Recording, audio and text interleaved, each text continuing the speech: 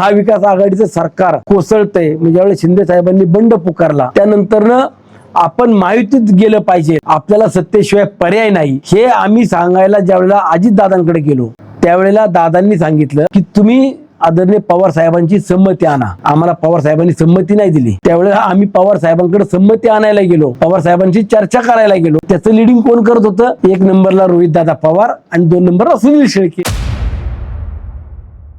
1 गट 2 गट असले गट तट हे जे काही जाणीवपूर्वक बोललं जातं किंवा जाणीवपूर्वक हे चुकीचे स्टेटमेंट केले जात आहेत, अशा स्टेटमेंटला कुणी दुजोरा देऊ नका. सुनीत्रा वहिनी सक्षमपणानं पक्षाची आणि उपमुख्यमंत्री पदाची जबाबदारी स्वीकारून काम करतायत. अवघ्या 3 महिन्याच्या कालावधीमध्ये आज राज्यभराचा दौरा देखील करतायत. काही धोरणात्मक निर्णय असतील किंवा मंत्रिमंडळातल्या निर्णयामध्ये देखील सुनीत्रा वहिनींचा मोठा सिंहाचा वाटा आहे. आणि अशा व्यक्तिमत्वाच्या मागे आपण सर्वांनी उभं राहायला पाहिजे की ज्या नेत्यानं आपल्या कुटुंबातल्या व्यक्तीनं राजकारणात येऊन आपल्या सोबत असलं पाहिजे अशी भूमिका घेऊन कधी पाहिलं नाही. परंतु अचानकपणे जी जबाबदारी आज सुनीत्रा वहिनीवरती आली ती जबाबदारी देखील स्वतः सक्षमपणे सांभाळतायत आणि वहिनींच्या मागं आम्ही सर्वजण खंबीर उभे आहोत.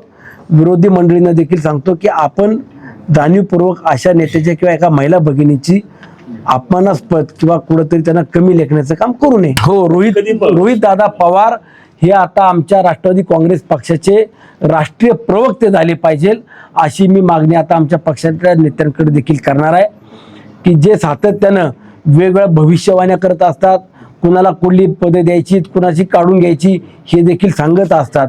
अशा पद्धतीचे स्टेटमेंट करणं रोहित दादाने आता थांबवलं पाहिजे. मी 2019ला भाजपची वाट सोडून आदरणीय अजितदादांनी राष्ट्रवादी काँग्रेस पक्षाची वाट मला दाखवली आणि त्यातून माझ्या तालुक्याचं माझं भलं झालं. त्यामुळं मी दुसरी वाट शोधायचं कारण नाही. 2019ला मी भाजपमधून राष्ट्रवादी झालो, परंतु जे राष्ट्रवादीच होते ते रोहितदादा त्यावेळेला भाजपमध्ये निघाले होते.